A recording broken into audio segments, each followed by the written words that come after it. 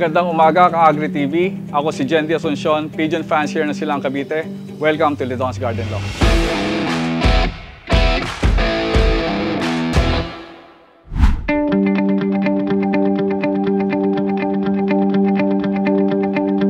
Nung unang nag-start ako, wala pa akong loft noon. Double cage lang, kagaya na dyan.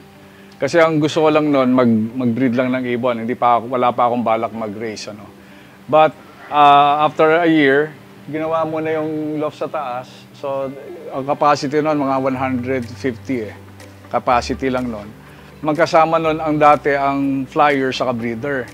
Na-realize natin na hindi pwede kasi may dalang sakit minsan ang mga flyers. So, ayan, pinagawa ko ngayon yung isang isang showroom ko. Nandun na rin lahat ng mga most expensive na flyers namin. Then meron din akong ginawang separate, nag-adjust din ako right after ng breeder. Nagawa rin ako ng separate na quarantine area. Para sa akin, ang naging advantage ng loft ko is naging attraction siya dito sa cafe namin sa restaurant. Kasi ito yung first racing pigeon cafe, yung Lidon's Garden Loft.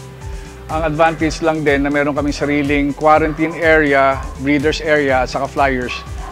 Iwas sakit, iwas outbreak pagdating sa pag-iibon. So, ayun, nami-maintain namin yung health and wellness ng ibon. Una-una, lang kami, one day eat. Isang beses lang kami magpatuka sa isang araw. So may specific oras kami na, kunyari, 8:30, yun ang oras ng pagkain nila. Tapos, the regular na ginagawa ng fancier, no? So dapat well-hydrated, dapat may electrolytes, dapat may probiotic. Before namin isalang yung mga breeder, we make sure na nasa top health condition sila. With regards sa loft management, kailangan maganda ang ventilation, kailangan tagos ang hangin sa loob. Hindi pwedeng laging basa ang loft.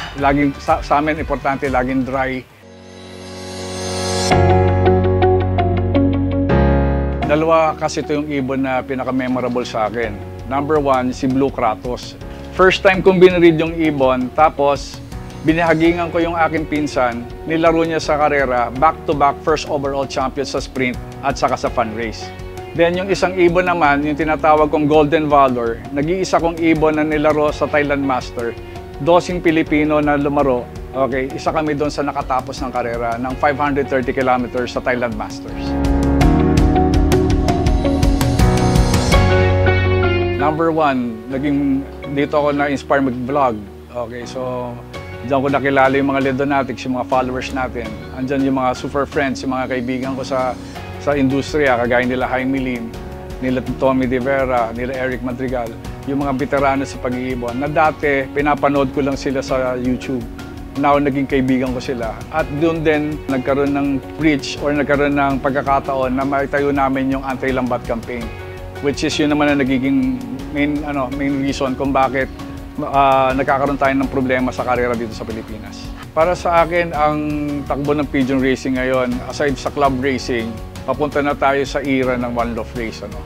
Na makita nyo, marami na nagtatayo ngayon na talagang kahit mga busy ka, kahit hindi ka busy, pwede ka na magkalapate. Dati noon, ang pwede lang magkalapate, yung talaga may oras. Pero ngayon, through one loft race, pwede kang lumaro, local or international. So I think, ayun na yung direction ng industriya ng pigeon racing. And para sa akin, maganda ito kasi ang naidudulot ng pigeon racing sa atin is magiging competitive. At malaking bagay yun sa isang tao na para lumaban sa buhay. So sa akin yung pagiging competitive ang binibigay sa akin ng pigeon racing.